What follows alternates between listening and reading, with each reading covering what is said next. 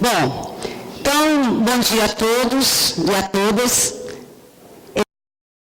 Agora, sobre o impacto do processo judicial eletrônico na saúde dos servidores.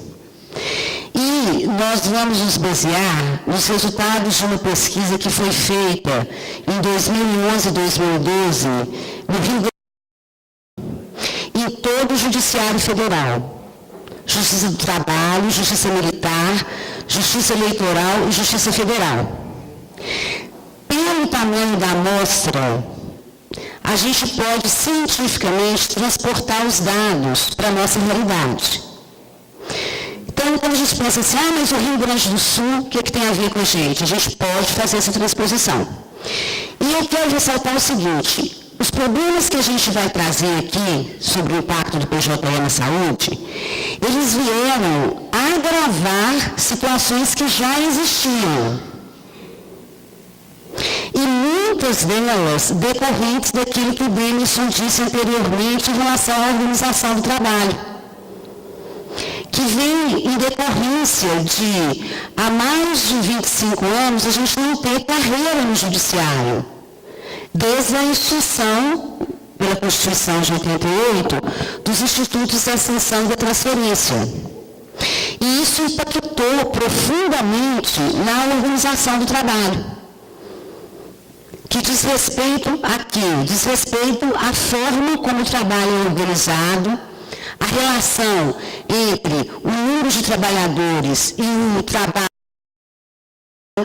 a forma como são estabelecidas as metas e os prazos, isso é a organização do trabalho. Ok? Bom, pode passar.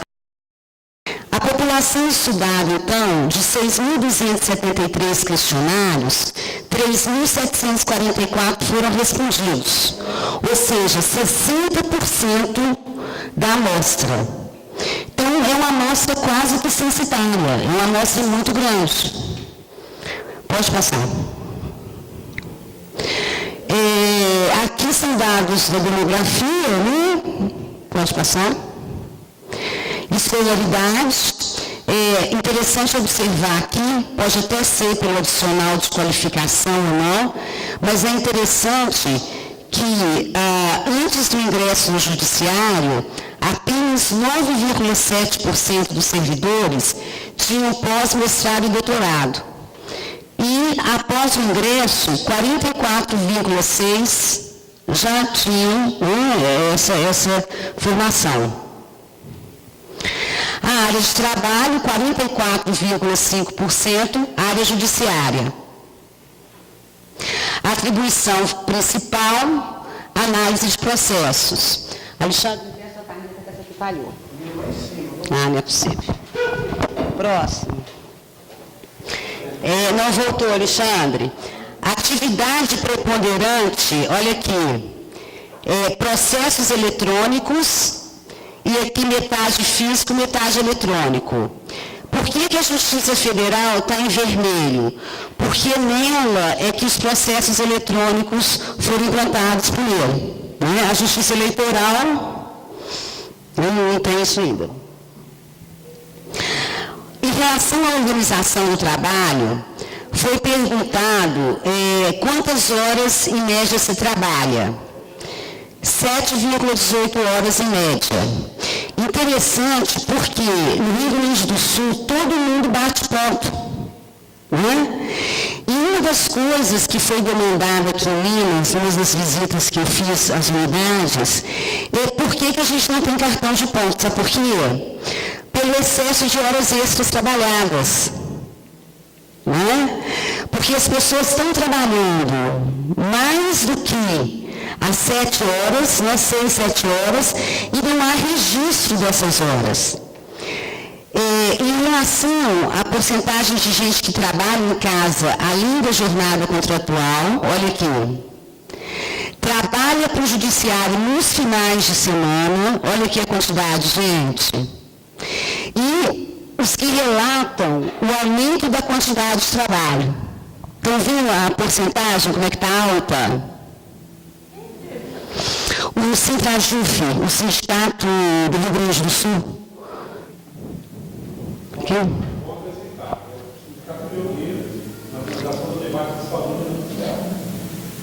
Exatamente.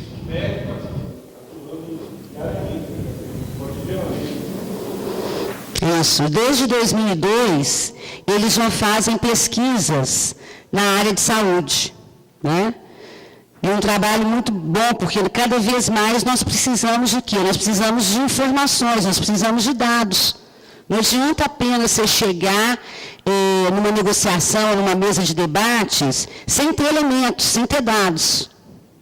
Inclusive, isso aqui são dados, Alexandre, importantes. Vocês estão na FENAJUF, a Mara está na FENAJUF.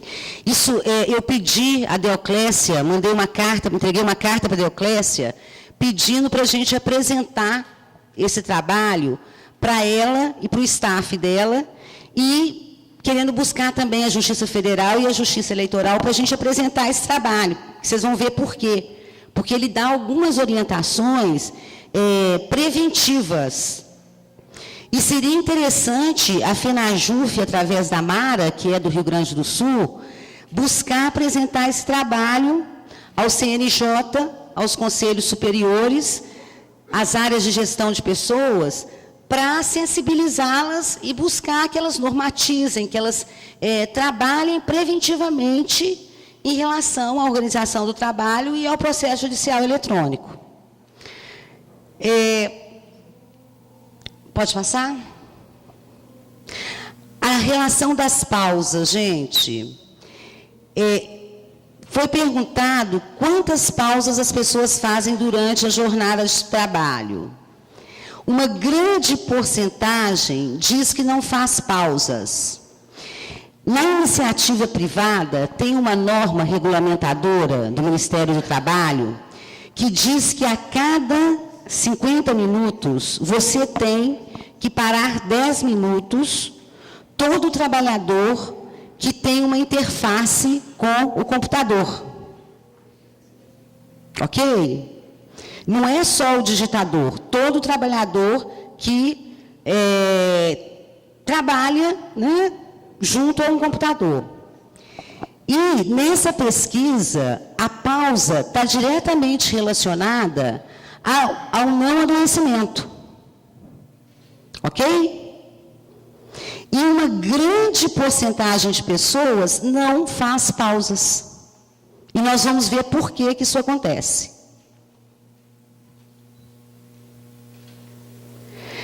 Quem faz pausa faz uma média de 10,6 minutos e 1/3 faz pausas inferiores a 10 minutos, 1/3 dessa população.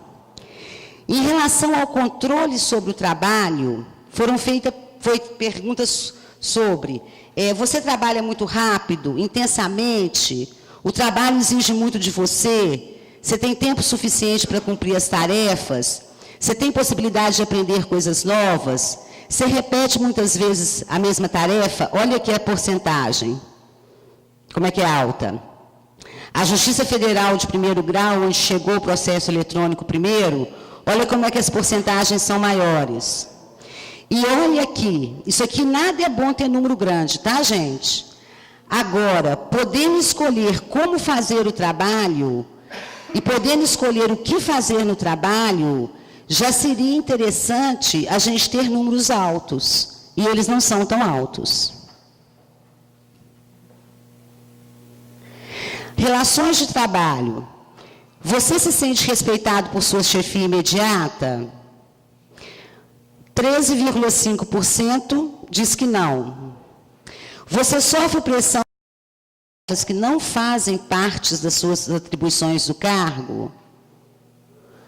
77,7% diz que não. Você recebeu treinamento, capacitação oferecido pela administração para realizar suas tarefas? 63,2% diz que não. Aquilo que o Demerson falou, né? O Estado, ele se eximiu de capacitar, de treinar os trabalhadores. Em que isso impacta na saúde, gente? Você tem que aprender por ensaio e erro. Se você aprende por ensaio e erro, você precisa de maior atenção, de maior concentração, você erra mais, ok? Você fica mais tenso. E tudo isso tem um impacto sobre o seu corpo, sobre sua mente. Daí a importância dessa capacitação e desse preparo. A avaliação do processo eletrônico. Foi perguntado aos servidores, né? Erros no processo eletrônico. 63,9% dizem que sim, aqui também uma porcentagem muito alta diz que sim. Por quê? Porque uma das questões é em relação à falta de normatização do PJE. O Demerson falou do documento 319 do Banco Mundial. O CNJ, ele vem cumprindo esse documento à risca e estipulando metas que vêm sendo cumpridas, assim, sem serem questionadas. E não há planejamento. Não há planejamento. E não se pergunta a quem faz como se construir um sistema adequado. Então, o que acontece? Eles descobriram nessa pesquisa que o servidor, no final do dia, ele está com 7 janelas abertas, escrito outros. Por quê? Porque não há, por exemplo, eu chego aqui, tiro uma fotografia da minha carteira de identidade, do meu endereço, mas eu não nomeio isso. E envio. E o servidor, ele tem que copiar e colar, né, de uma janela para outra. Nas primeiras horas de trabalho, ele não está sujeito a erro. Mas imagina depois da 4ª hora de trabalho. Que outros são aqueles? Então, ou ele tem que renomear por ele mesmo, né, cada janela daquela, que vai ser diferente daquela do colega, porque não há uma normatização, ou ele vai estar sujeito a erros. Então, esse índice de erros vem dessa ausência de normatização. A questão do cansaço. Quando você está lidando com o processo físico, você levanta da sua cadeira, não levanta? Para colocar o processo numa gaveta, para levar ele para uma outra mesa. No processo digital virtual, você nem levanta do lugar. Você dá um clique. Então, as pessoas relatam o seguinte, que elas ficam horas e horas. Às vezes, elas só percebem que estão horas a fio ali, quando dá uma vontade terrível de ir no banheiro. Ainda relata o seguinte, que a sensação é mais ou menos como os jogos eletrônicos, que tem as fases, que você fala assim, não, só mais uma fase, só mais uma fase, só mais um pouquinho, só mais um pouquinho. E ali você não levanta do lugar. Né? A forma como são nomeados os documentos, né, eu já falei.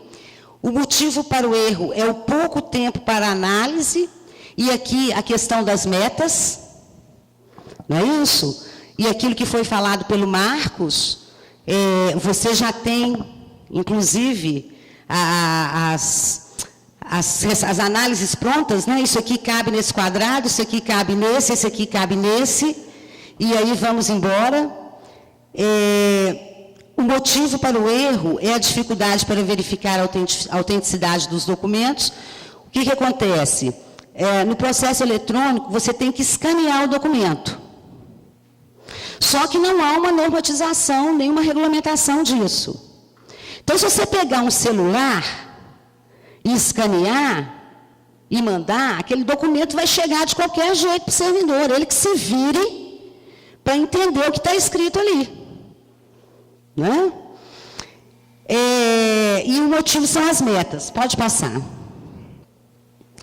Avaliação do processo eletrônico. A leitura é mais difícil no monitor, né, gente? Alguém já leu algum livro virtual? É muito mais difícil. Ah, mas tem um monitor de LED. Mais difícil no monitor. Vamos combinar. Você precisa de pausas. Muito mais. A leitura é mais difícil pelo cansaço, pela impossibilidade de marcar o texto, porque no processo físico você coloca, né, fichas coloridas, marcação de caneta. No processo eletrônico você tem até condição de fazer isso, mas é mais complicado. Nem todo mundo tem esse conhecimento. A leitura é mais difícil pela monotonia e pela dificuldade de concentração. Agora, olha que interessante, gente.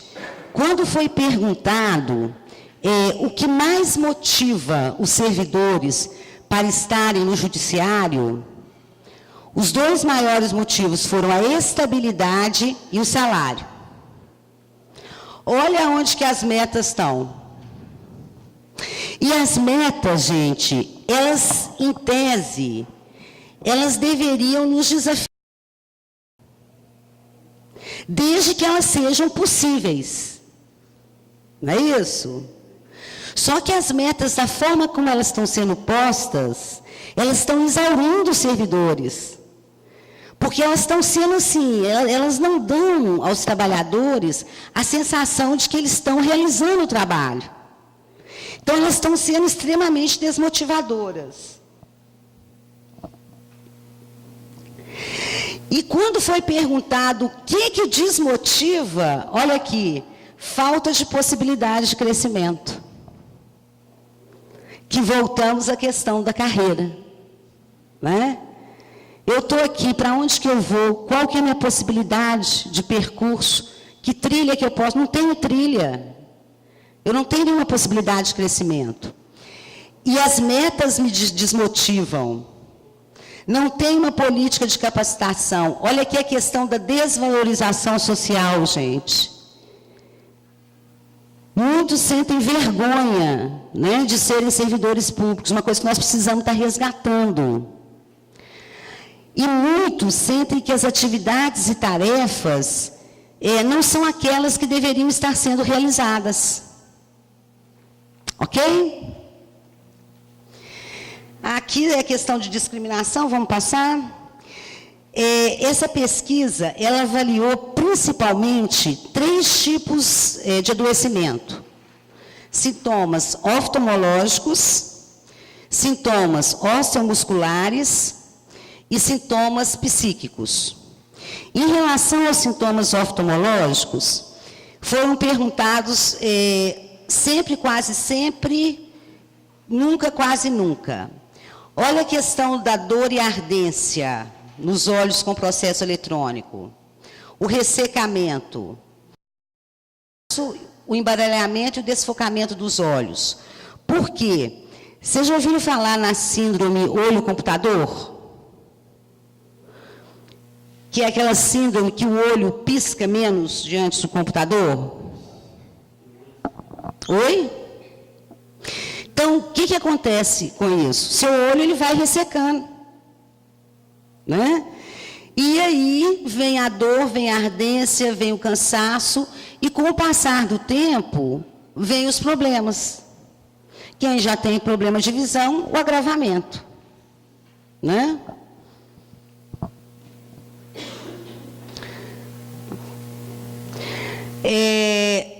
Esse teste aqui é um teste da Organização Mundial de Saúde. Ele não faz diagnóstico de nada, ele simplesmente indica a tendência para se desenvolver o que os psiquiatras chamam de distúrbios psíquicos menores, que são o quê? Ansiedade e depressão. São 20 questões, o corte desse teste é 7. Se a pessoa responde sim, para mais de 7, ela já tem uma tendência a desenvolver ansiedade e depressão. Se ela responde sim para 19, ela tem altíssima possibilidade de desenvolver ansiedade e depressão. E olha aqui, gente, o que essa pesquisa mostra? Que no processo judicial eletrônico, onde ele foi implantado há mais tempo, e principalmente entre os oficiais de justiça, né, da Justiça Federal, onde ele foi também implantado, né? Olha o índice aqui. E os oficiais de justiça, porque antes do processo judicial eletrônico, se cumpria o mandato, se fazia a certificação. Com o processo judicial eletrônico, o oficial ele tem que apresentar o processo. Então, ele tem que levar ou o computador dele, ou imprimir o processo. Por quê? Porque tem uma ordem para não se gastar com impressão de processo no judiciário. Tá? Então, os oficiais de justiça têm que estar muito atentos a essa questão. Isso aqui é um dos índices maiores que foram achados pelos pesquisadores, eles relatam isso, tá? Em relação a processo judicial eletrônico.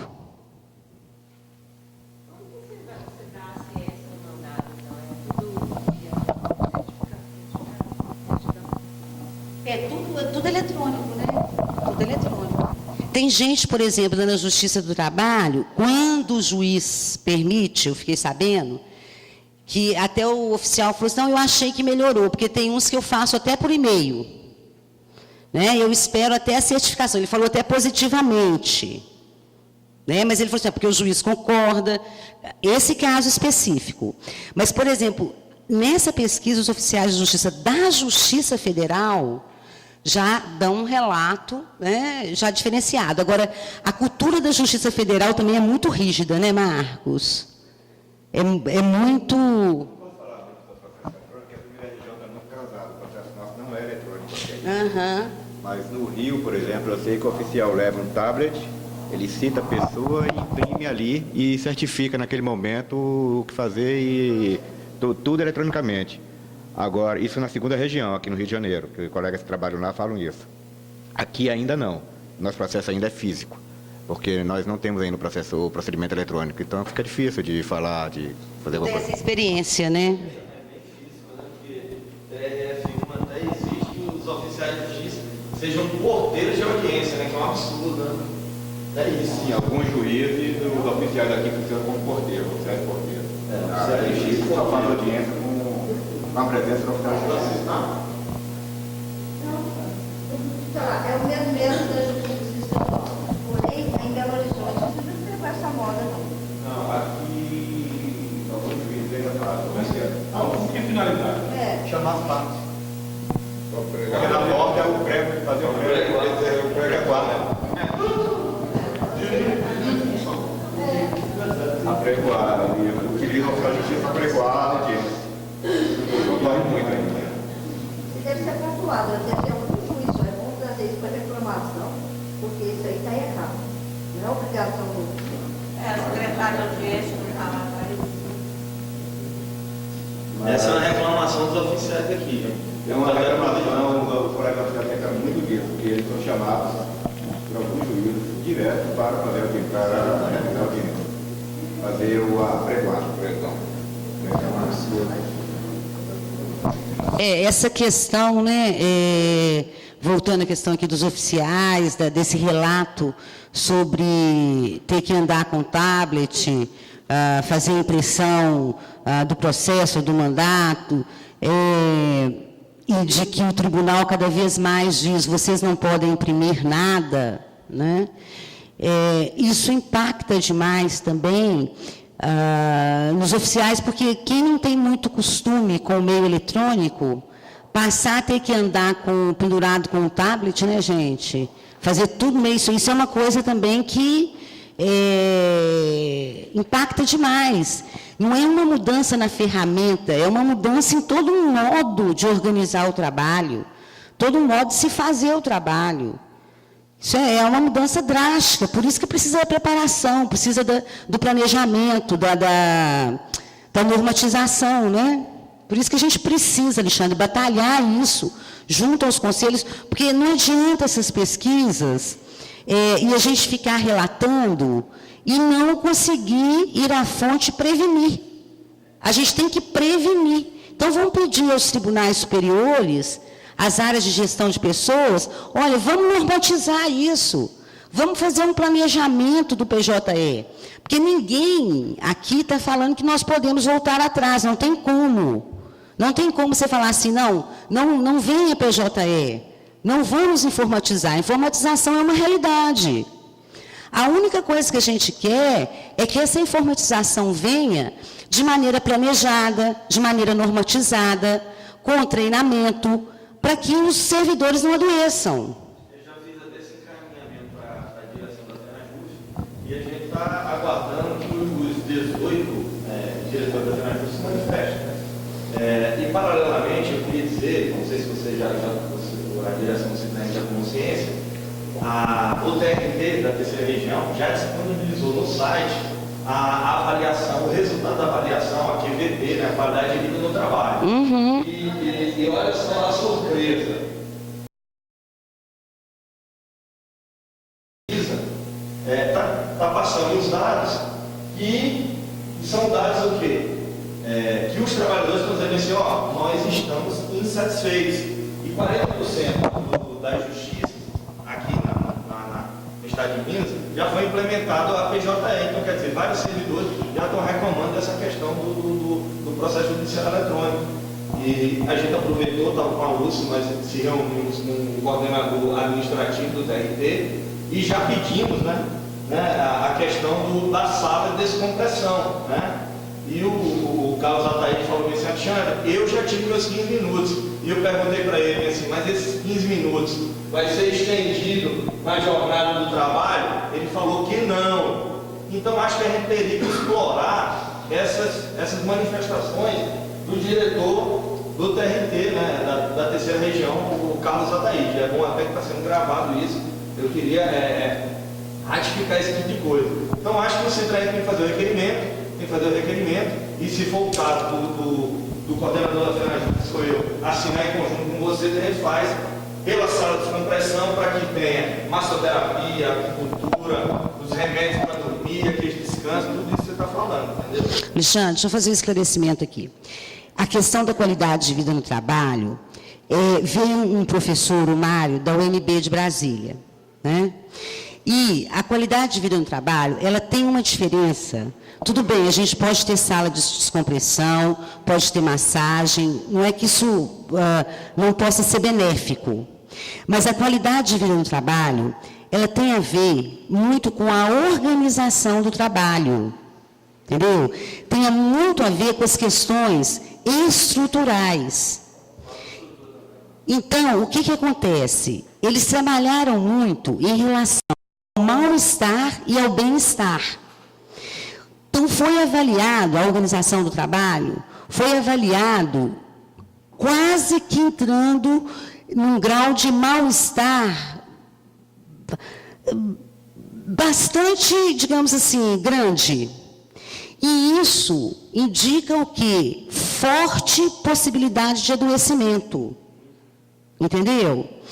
Então, isso está ligado a quê? Está ligado a tudo isso que vem acontecendo nos últimos anos, sobre as determinações de metas, né? De PJE, o Marcos mesmo sabe disso, essas imposições que vêm sem levar em conta quantitativo de servidores, né? Essa pesquisa mesmo mostra, nos últimos anos, a demanda no judiciário aumentou. Seja por causa do aumento do trabalho formal, seja por causa do aumento das ações contra a Previdência, que aumenta o trabalho da Justiça Federal, seja pelo aumento do acesso à cidadania, também da Justiça Eleitoral. E o quantitativo de servidores e magistrados não aumenta. Por quê? Por toda essa lógica que a gente vem discutindo desde ontem, passando hoje pela manhã com o Demerson. Pelo sucateamento do Estado, do Judiciário. E não adianta, porque a nossa cultura, o próprio Aires Brito, ao largar a presidência do Supremo, ele falou, o judiciário tem uma cultura subserviente. Por que eu estou dizendo isso? Se a gente não convencer o CNJ e os conselhos superiores, tribunal nenhum assume isso. Entendeu?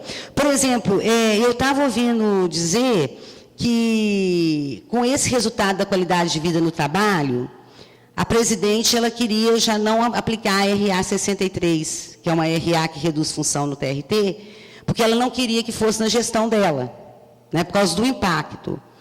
Mas isso não vai adiantar se a gente não for para o CNJ, para o CJT, para o CJF, e convencer a eles que nós não somos contra o processo judicial eletrônico, nós queremos um judiciário que atenda a sociedade, né? As metas podem ser estabelecidas em parceria com os servidores, metas factíveis, entendeu?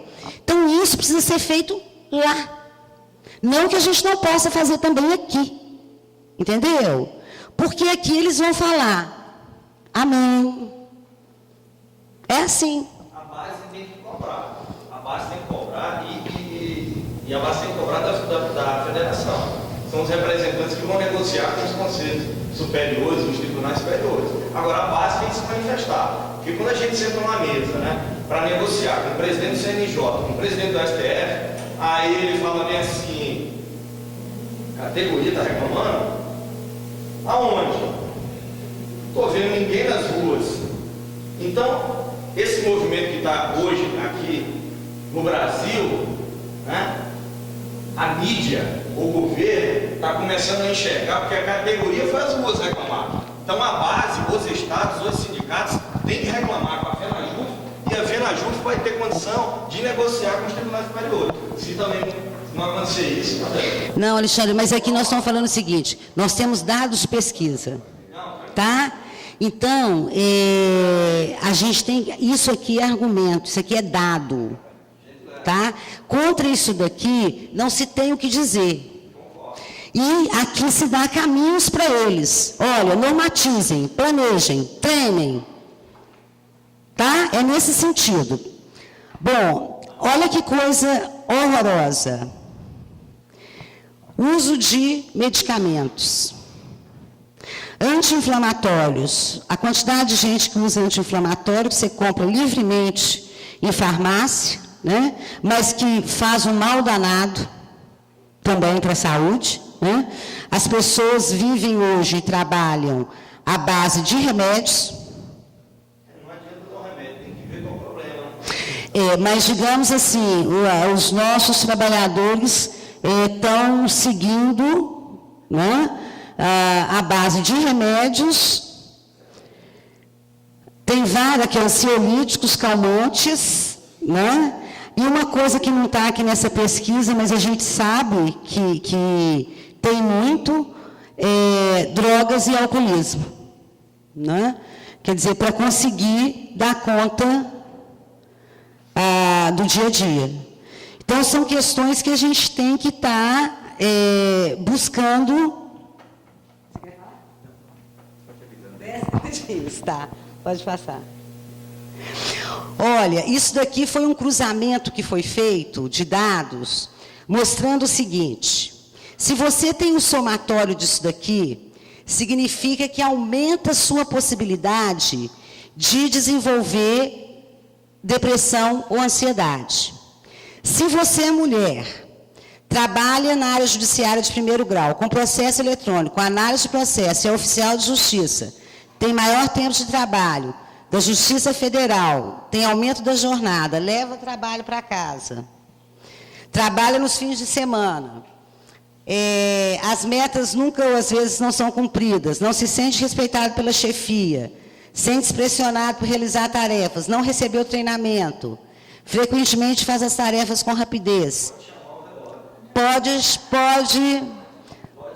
acender a luz vermelha, porque é sinal que a depressão e a ansiedade estão batendo na sua porta, tá? Fique atento. Pode passar. Aqui, gente, não há relação com a idade nem com o cargo, porque a gente pensa assim, quanto mais velho a gente fica, mais sujeito a gente fica, né, a ter depressão, a ficar ansioso. Essa pesquisa mostra que não tem relação nem com a idade, nem com o cargo, tem relação com o tempo de trabalho com o processo eletrônico e no judiciário. Então, é o contrário daquilo que a gente fala em relação aos meninos com informática, né? Ah, não, os meninos, quanto mais cedo eles começam a mexer com o computador, mais expert eles ficam. No nosso caso, com processo eletrônico, não. Quanto mais tempo você trabalha com processo eletrônico e no judiciário, mais você tem tendência de ter depressão e ansiedade. Pode passar. Então, não. Pode passar. Olha, então, aquilo que eu já falei. A informatização agravou problemas da organização do trabalho que já existiam.